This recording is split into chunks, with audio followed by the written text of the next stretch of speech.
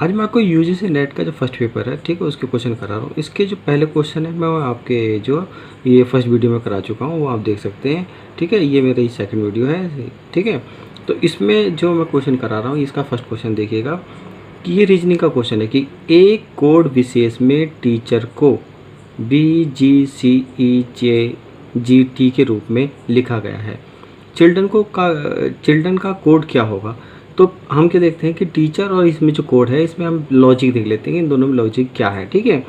तो वही लॉजिक हम जो इसमें चिल्ड्रन में लगा देंगे तो हमारा आंसर निकल कर आ जाएगा, ठीक है। तो हम देखते हैं, सबसे पहले टीचर लिखते हैं, ठीक है। तो TEACHER,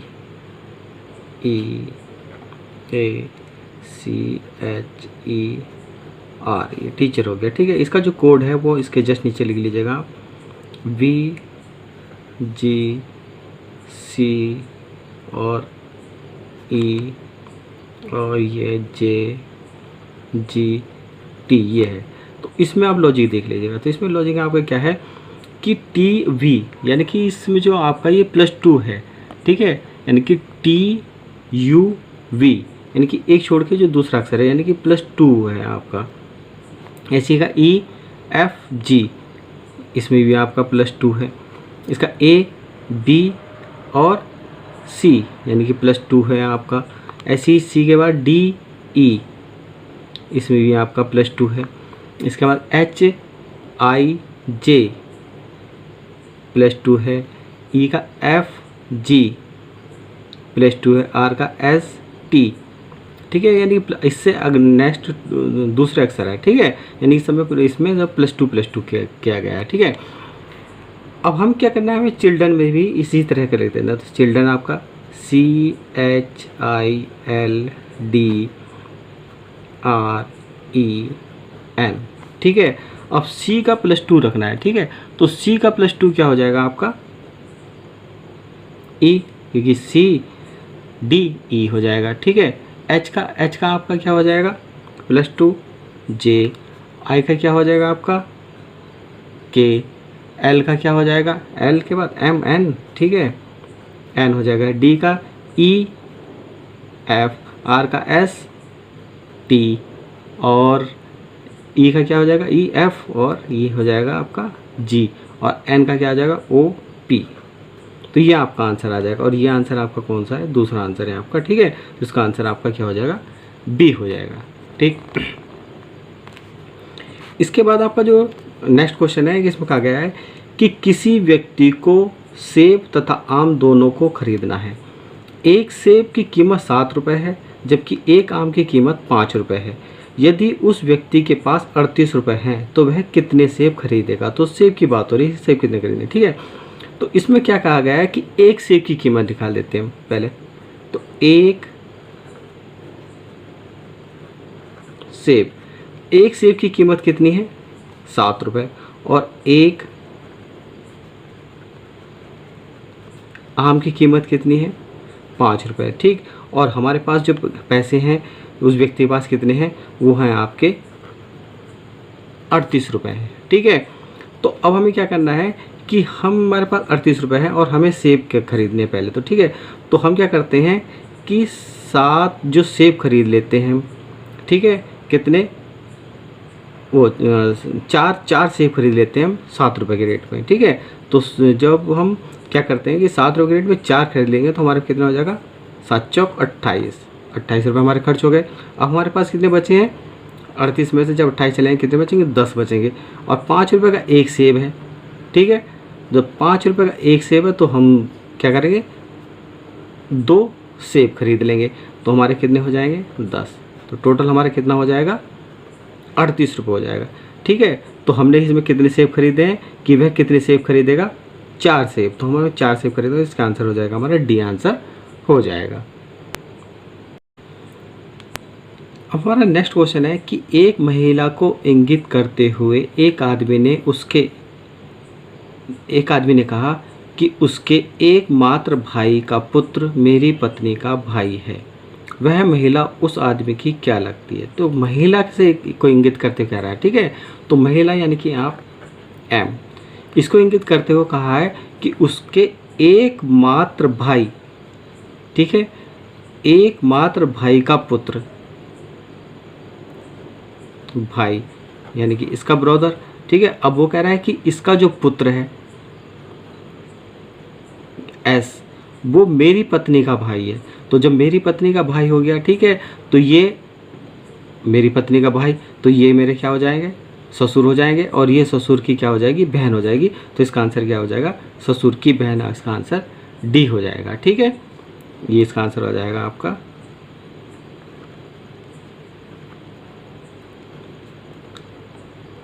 ससुर की बहन, इसका आंसर हो जाएगा, ठीक है, डी आंसर हो जाएगा।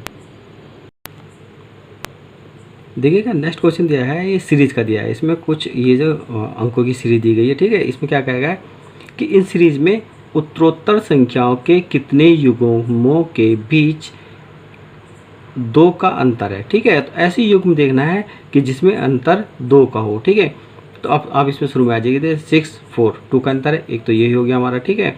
एक हो जाएगा 4 2 2 का अंतर है, एक ये हो गया 2, एक 5 3 2 का अंतर है, और एक 8 6 2 का अंतर है। तो हमारे 1 2 3 4, और नेक्स्ट देख लीजिएगा इसमें नहीं है। अब यहाँ आ जाएगा 3 और 5 2 का अंतर है, और 8 6 2 का अंतर है। तो ठीक है, 4 और 5 6 यानी कि कितने हो जाएंगे हमारे ऐसे युग्म, कितने हो जाएंगे, 6 हो जाएंगे। तो इसका आंसर हमारा क्या हो जाएगा, 6 हो जाएगा, जिसमें हमारे क्या है, 2 का अंतर है, ठीक।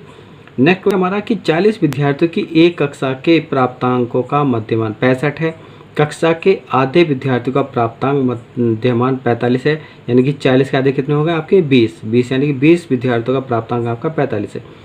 बचे हुए विद्यार्थियों का प्राप्तांक का मध्यमान किया जाए, तो बचे हुए भी कितने रह जाएंगे, 20 ही रह जाएंगे आपके, क्योंकि कक्षा में आपके 40 विद्यार्थी हैं, तो वो 20 विद्यार्थियों का प्राप्तांक हो रहा है। तो इसे करने के लिए आप क्या करेंगे, ठीक है। तो ये क्या है हमारे 40 विद्यार्थी, अब 40 विद्यार्थी का जो प्राप्तांक का मध्यमान कितना है, वो 65 है, 65 है, ठीक है। अब आप क्या करते हैं, 40 की जो 65 से यानी कि 40 की 65 से मल्टीप्लाई कर लीजिएगा, तो ये हो जाएगा आपका 0, 4 5 20 का 0 कैरी 2, और 4 5 24 और 2 26, ठीक है। ये तो आपका 40 का आ गया। अब वो कह रहे हैं कि आधे विद्यार्थी, तो 40 के आधे कितने हो जाएंगे, 20 का मध्यमान कितना है, 45 है। तो आप 45 से इसकी मल्टीप्लाई कर लेंगे, तो आपका कितना आ जाएगा, 900 आ जाएगा, ठीक है। अब वो क्या पूछ रहा है कि बचे हुए, तो बचे हुए 40 में से 20 आपके हो गए, तो 20 तो बचे हैं आपके, तो 20 के पूछ रहा है, ठीक है। तो इसमें से आप ये घटा दीजिएगा, तो 0 0 16 में 9 जाएगा, कितने बचेगा, 7, और यहाँ बचेगा 1 17, ठीक। तो ये बच गया। अब 20 के जो बच रहा है ये 1700 बचा है, ठीक है। इसे हम निकाल लेते हैं x। अब इस x का मान निकाल लेते हैं, x बराबर, ठीक है, ये 20 आ जाएगा, और 20 से अगर हम इसे काटेंगे तो हमारा कितना आ जाएगा, 85 आ जाएगा, ठीक है। तो हमारा इसमें जो बचे विद्यार्थी यानी कि 20 विद्यार्थियों का कितना मध्यमान हो जाएगा, वो 85 हो जाएगा। तो हमारा आंसर क्या हो जाएगा, इसका 85 आंसर हो जाएगा। तो देखिए नेक्स्ट क्वेश्चन है हमारा कि अनिल की उम्र सुनीता की उम्र की 2 गुनी है। 3 वर्ष पहले उसकी उम्र यानी कि अनिल की उम्र सुनीता की उम्र से 3 गुनी थी। अनिल की वर्तमान उम्र ज्ञात करनी है, ठीक है। तो इसमें हम क्या करते हैं, पहले मान लेते हैं आपके, तो हम पहले सुनीता की उम्र मान लेते हैं। सुनीता की उम्र, ठीक है। तो सुनीता की उम्र जो मानते हैं वो हमने x मान ली। ऐसे ही हम अनिल की उम्र मान लेते हैं। अनिल की उम्र, तो अनिल की उम्र हो जाएगी, क्या हो जाएगी, क्योंकि वो कह रहा है उसकी 2 गुनी है, ठीक है। तो वो हो जाएगी आपकी 2x हो जाएगी आपकी, ठीक है, 2x हो गई। अब वो कह रहा है कि 3 वर्ष पहले अनिल की उम्र उसकी यानी कि अनिल की उम्र सुनीता की उम्र की 3 गुनी थी। अब करते हैं 3 वर्ष पहले, ठीक है। 3 वर्ष पहले, सबसे पहले आप सुनीता की उम्र ले लीजिएगा। सुनीता की उम्र, ठीक है। तो 3 वर्ष पहले सुनीता की उम्र ले रहे हैं, ठीक है हम। तो सुनीता की उम्र ले रहे हैं, तो सुनीता की उम्र 3 वर्ष पहले आ जाएगी, तो ये हो जाएगी आपकी x माइनस 3। ठीक है, क्योंकि इसमें पहले की बात हुई इसलिए माइनस है, अगर बात होता कि 3 वर्ष बाद तो यहाँ प्लस हो जाता आपका। ठीक है, ऐसे ही हम क्या करते हैं अब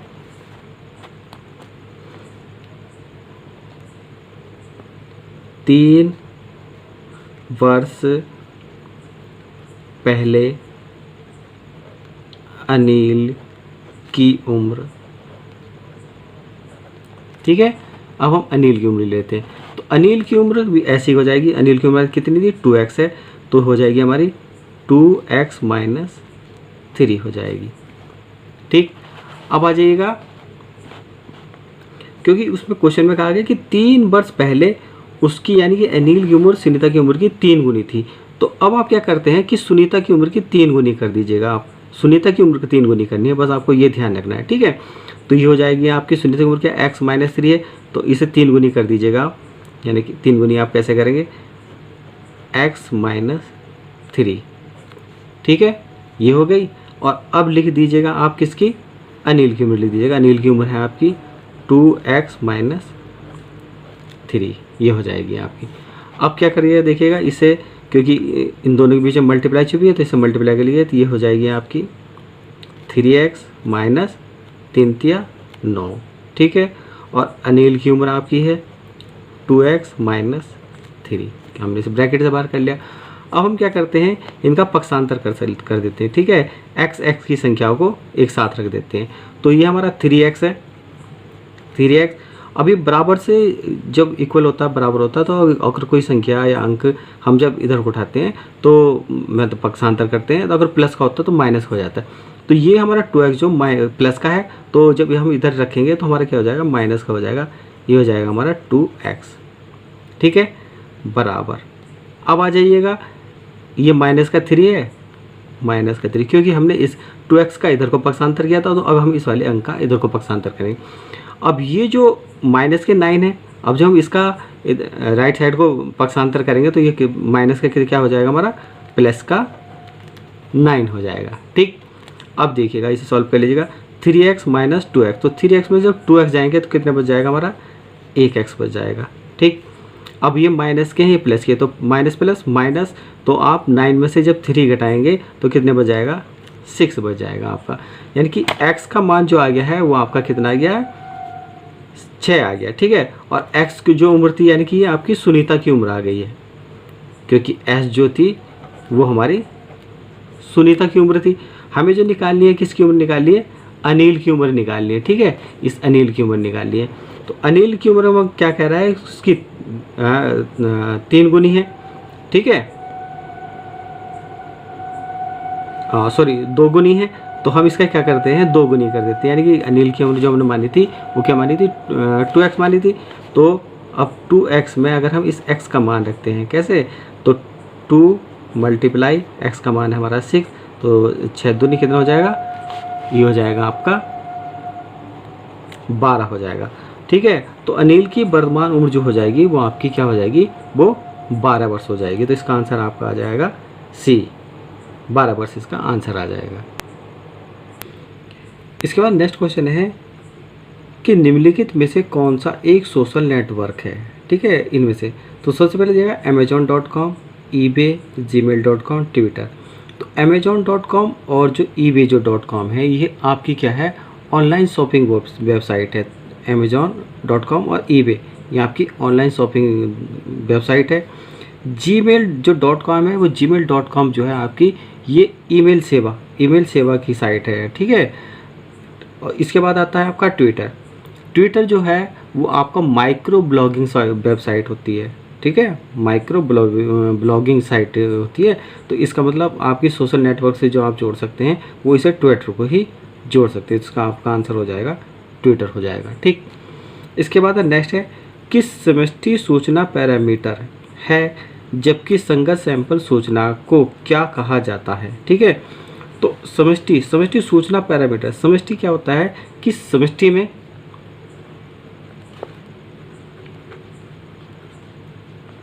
ठीक है, समष्टि सूचना को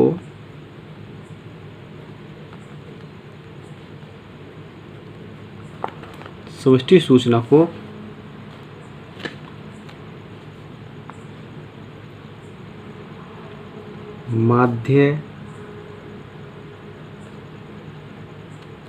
मध्यका और बहुलक।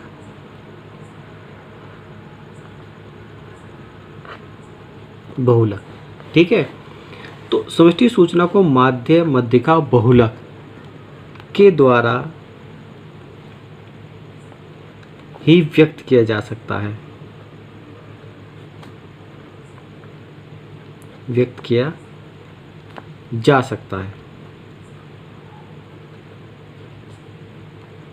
ठीक है। तो समष्टि सूचना को माध्य मध्यका बहुलक के द्वारा व्यक्त किया जा सकता है, और माध्य मध्यका बहुलक जो है वो किसके अंग है? सांख्यिकी अंग है। तो इसका हमारा आंसर जो हो जाएगा, क्या हो जाएगा? वो हमारा डी आंसर हो जाएगा, यानी कि सांख्यिकी आंसर हो जाएगा। ठीक, इसके बाद है नेक्स्ट क्वेश्चन है हमारा, विरासत संरक्षण के प्रति दृष्टिकोण में बदलाव कब आया है? ठीक है, तो इसमें जो आएगा आपका ये ए आंसर हो जाएगा कि अंतर्राष्ट्रीय सांस्कृतिक संपदा परिरक्षण एवं जीर्णोद्धार की स्थापना के बाद। ठीक है, तो अंतर्राष्ट्रीय सांस्कृतिक संपदा परिरक्षण के जो आपके इसके जीर्णोद्धार की स्थापना की जो की गई थी वो यूनेस्को में। ठीक है,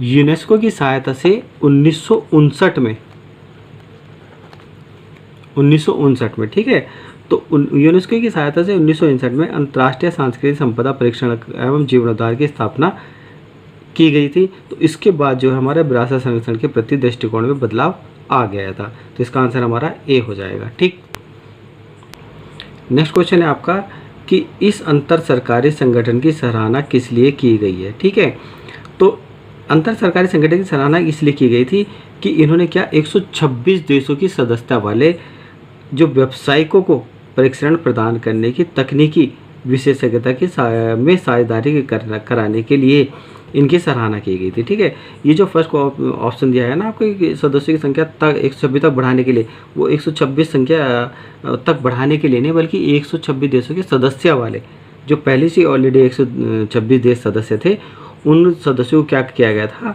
व्यवसायिकों को प्रशिक्षण प्रदान करने तथा तकनीकी विशेषज्ञता में साझेदारी कराने के लिए इनके अंतर सरकारी संगठन की सराहना की गई। तो इसका आंसर आपका जो हो जाएगा वो बी हो जाएगा। देखिए नेक्स्ट क्वेश्चन है आपका कि भारतीय संरक्षण आंदोलन तब सफल होगा जब। ठीक है, तो इसमें क्या, इसका आंसर आपका क्या है? सी हो आंसर होगा कि अविच्छिन्न निवेश, दृढ़ मनोयोग तथा संरक्षण के लिए जागरूकता का प्रचार प्रसार होगा, तभी आपका भारतीय संरक्षण आंदोलन सफल हो पाएगा। ठीक है, तो इसका आंसर आपका क्या हो जाएगा? सी हो जाएगा। नेक्स्ट क्वेश्चन है कि भारत के ऐतिहासिक स्मारकों के सर्वेक्षण के अनुसार यहाँ बहुत कम संरक्षित स्मारक हैं। स्मारकों की कुल संख्या में संरक्षित स्मारकों की संख्या का कितना प्रतिशत कितना आता है? ठीक है, तो मैं आपको बता दूं कि भारत में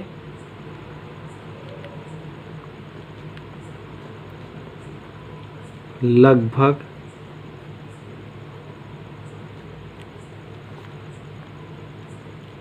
66,000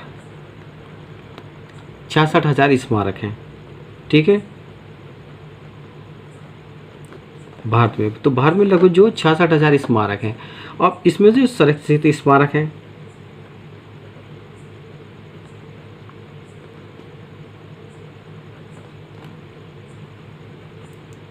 संरक्षित स्मारक हैं वो आपके हैं 6600। ये सर्वेक्षण से पता चला है। ठीक है, इस जो संरक्षित स्मारक हैं वो आपके 6600। तो वो प्रतिशत निकालने के लिए कह रहा है, तो प्रतिशत अगर हम इनका निकालने लगे तो 6600। ठीक है, अब क्योंकि हमारा बेस ये हो जाएगा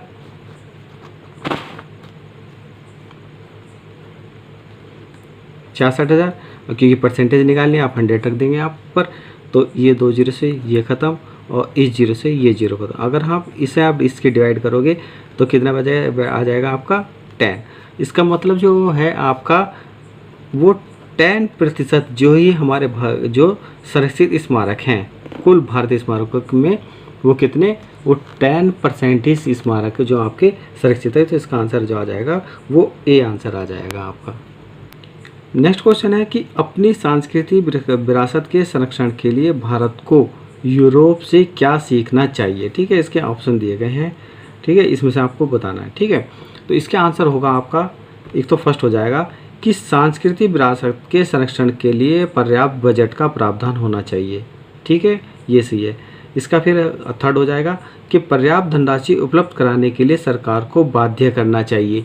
ये भी आपका सही है। ठीक है, और इसके बाद जो हो जाएगा आपका, ये फोर्थ हो जाएगा कि शोध तथा इंजीनियरिंग संस्थानों की मुख्य धारा में संरक्षण को शामिल करना चाहिए। तो इसके जो आंसर हो जाएंगे आपके, जो फर्स्ट, थर्ड और फोर्थ हो जाएगा। तो ये डी आपका आंसर हो जाएगा।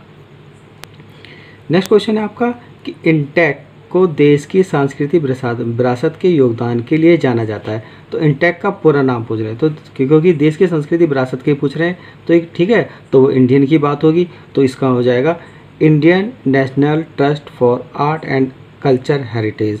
ठीक है, तो इसका आंसर आपका क्या हो जाएगा, डी हो जाएगा। नेक्स्ट क्वेश्चन है कि व्याख्यान देते समय यदि कक्षा में कोई विघ्न बाधा हो तो शिक्षक को निम्नलिखित में से क्या करना चाहिए। ठीक है, तो इसमें ऑप्शन दिए गए हैं। तो फर्स्ट ऑप्शन है कि कुछ देर के लिए चुप हो जाएं या फिर शुरू कर दें। ये तो गलत है आपका ऑप्शन। ठीक है, नेक्स्ट ऑप्शन है कि जो बाधा डाल रहे हैं उन्हें दंडित करें। ये भी गलत है आपका। सी है कि जो बाधा डाल रहे हैं उन्हें सीखने के लिए प्रेरित करें। ठीक है, तो यही आपका ऑप्शन सही होगा, सी, कि जो बाधा डाल रहे हैं उन्हें सीखने के लिए प्रेरित करना चाहिए। ठीक, नेक्स्ट क्वेश्चन है आपका कि प्रभावी शिक्षण निम्नलिखित में से क्या है। प्रभावी शिक्षण की बात हो रही है। ठीक है, तो शिक्षक का संतोष नहीं होता है, शिक्षक की ईमानदारी एवं प्रतिबद्धता ये भी नहीं होती, शिक्षक का छात्रों को पढ़ाना और समझाना, यही प्रभावी शिक्षण होता है। ठीक है, तो इसका आंसर आपका क्या हो जाएगा, सी हो जाएगा। ठीक, इसके बाद नेक्स्ट क्वेश्चन है आपका कि अधिगम का सबसे उपयुक्त अर्थ है। अधिगम की बात हो रही है, तो इसमें आपका क्या हो जाएगा, व्यवहार संशोधन। ठीक है, अधिगम का सबसे उपयुक्त अर्थ क्या होता है, वो व्यवहार में संशोधन करना होता है। तो इसका आंसर बी हो जाएगा आपका।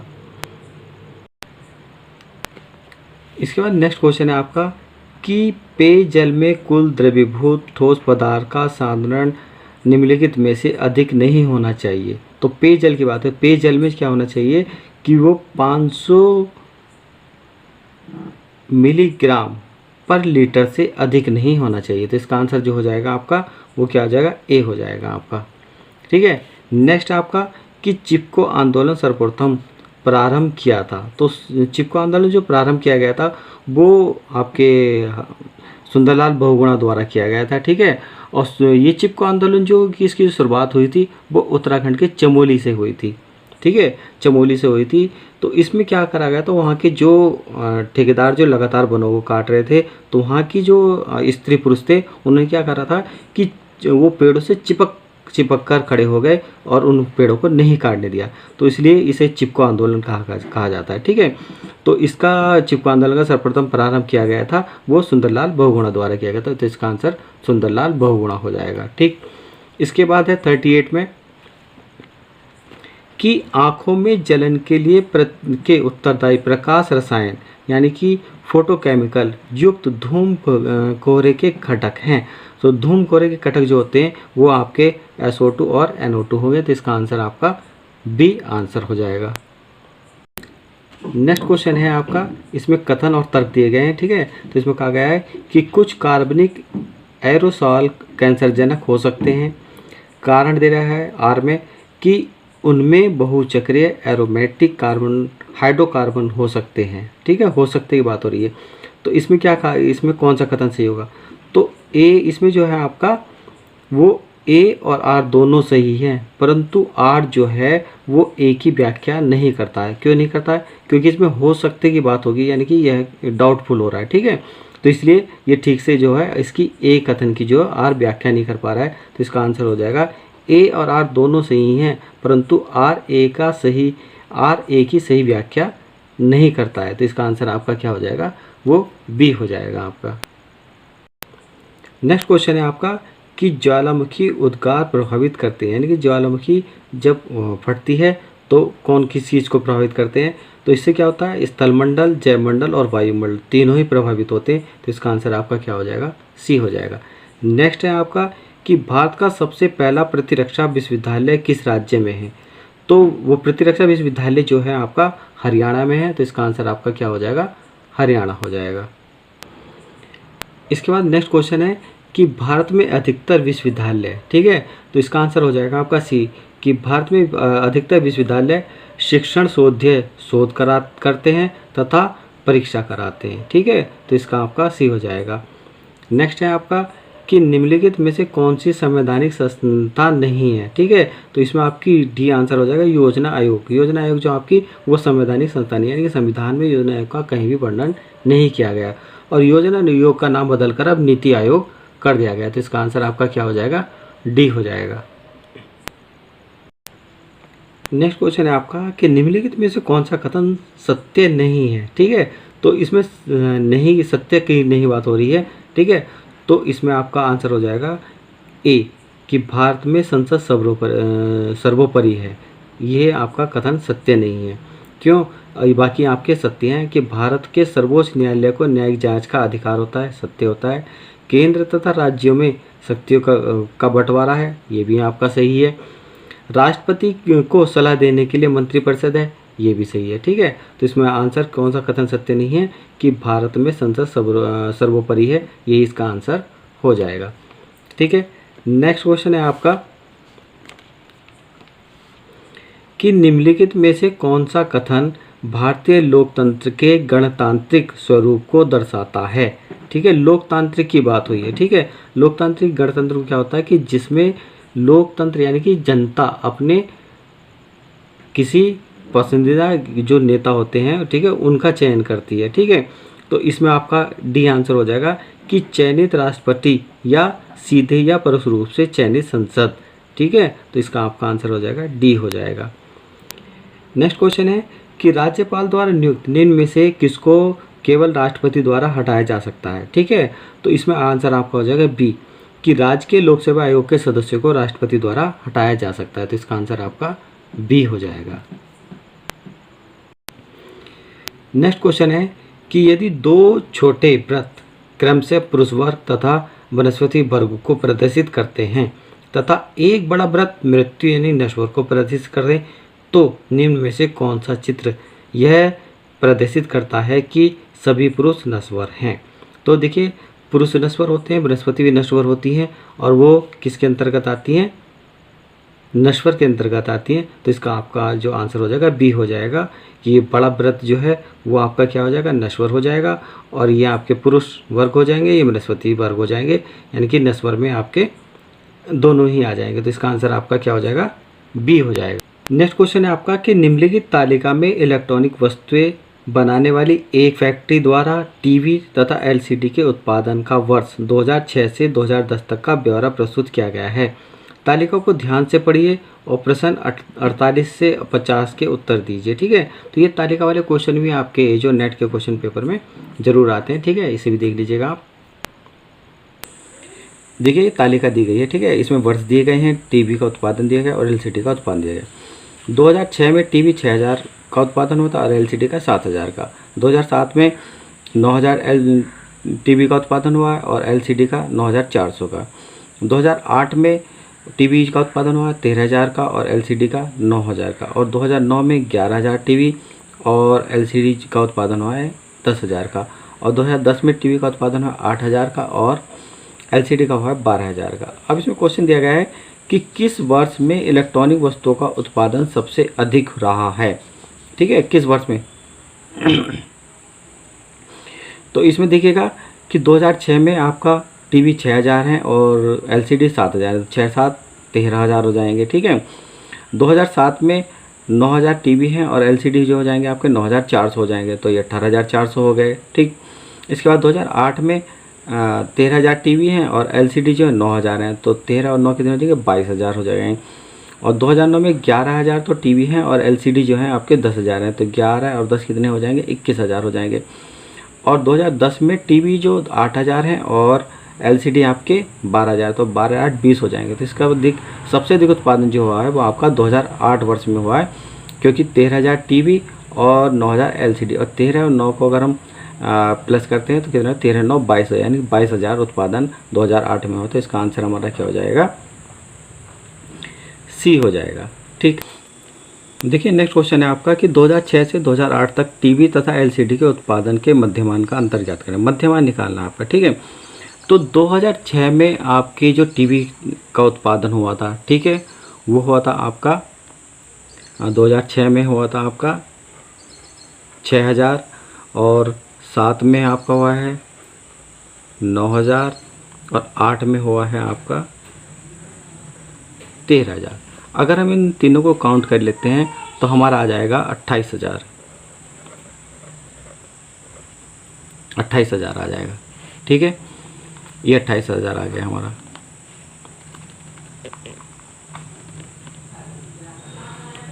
अट्ठाईस हज़ार आ जाएगा। देखिएगा 13 9 22 और 22 6 28,000 हो जाएगा। ठीक है, ऐसे ही हम एलसीडी का ले लेते हैं।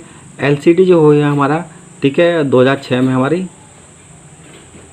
7,000, और 2007 में 9,400, और जी 2008 में हमारी 9,000। अगर हम इन्हें काउंट करते हैं तो हमारा 9 9 18 18,400 और 7 कितने हो जाए 25, तो ये हो जाएगा हमारा 25,400। ठीक है, अब क्योंकि वो इनके लिए मध्यमान निकालने के लिए कह रहा है, मध्यमान का अंतर, तो मध्यमान निकालने का पदों का योग बटे पदों की संख्या होती है। ठीक है, तो हम क्या करते हैं, पद हमारे कितने 1 2 3 3 3 3 हमसे इनके डिवाइड कर दीजिएगा 3, ऐसी 3 की इनसे डिवाइड कर दीजिएगा। अगर हम 3 की डिवाइड 28,000 से करते हैं तो आता है हमारा 3 9 27। ठीक है, कैरी बच जाएगा हमारा 1, यहाँ हो जाएगा 10, तो 3 तिया 9, ऐसी 1 बचता चला जाएगा, तो 3 तिया 9 और 3 तिया 9, ये आ जाएगा हमारा। ठीक है, अब हम ये हमने इससे डिवाइड कर दिया। अब हम इस 3 से 25,400 को डिवाइड करते हैं तो 3 8 24, कैरी बच गया कितना हमारा 1 बच गया, यहाँ हो गया हमारा 14 हो जाएगा, और 3 चौक 12, 2 बच जाएंगे हमारे। ठीक है, 20 हो जाएगा, 3 चंग 18 और 3 चंग 18, ये 3 7 21 भी कर सकते हैं खत्म करने के लिए, 3 चंग 18। अब हमारा ये आ जाएगा। अब वो क्या कह रहा है कि इन दोनों का अंतर पूछ रहे हैं, तो हम इनका अंतर निकाल लेंगे। ठीक है, अंतर हमारा हो जाएगा 9 3 3 3 माइनस में से हम 8 4 6 6 घटा देंगे आप। तो अगर हम ये घटाते हैं तो इधर हमारा 13 13 में से 6 जाएगा, बचेगा 7, यहाँ बच गया था हमारा 2, तो हो जाएगा 12 12 में से 6 जाएंगे 6 बचेगा। ऐसे ही है 12 बच गया, 2 रह गया था तो 12 हो जाएगा, और 12 में 4 जाएंगे हमारा कितना बचेगा 8 बचेगा, और यहाँ आपका 8 हो गया था। तो ये शेष केवल इतना ही है, इनका मध्यमान का अंतर जो आएगा ये आएगा। इसमें ये आंसर कहीं नहीं दे रखा है, ये दे रखा है। ठीक है, तो आंसर बी ही होगा, ये 2 गलत दिया हुआ है आंसर, तो इसका आंसर आपका क्या हो जाएगा, ये बी हो जाएगा। इसके बाद नेक्स्ट क्वेश्चन है आपका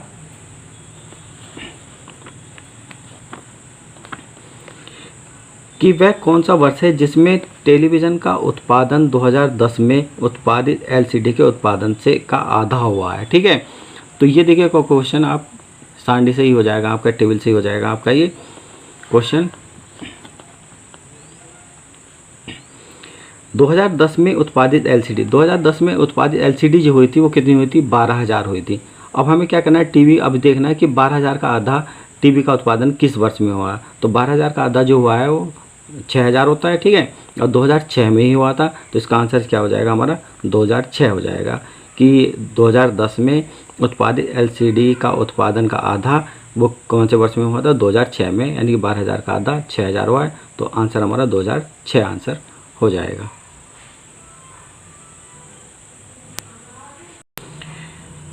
तो ये 50 क्वेश्चन जो मैंने आपको करवाए हैं, ये जो 50 क्वेश्चन थे वो सितंबर 2020 के जो मॉडल पेपर था, ठीक है, उनके क्वेश्चन कराए हैं। अब इनकी आप स्टडी कीजिए तो आपके लिए कितने हेल्पफुल होंगे, ये आप इनकी तैयारी करके देखिएगा। ठीक है, और अगर आप मेरे चैनल पर न्यू हैं तो मेरे चैनल को सब्सक्राइब कीजिएगा और मेरे वीडियो को लाइक कीजिएगा।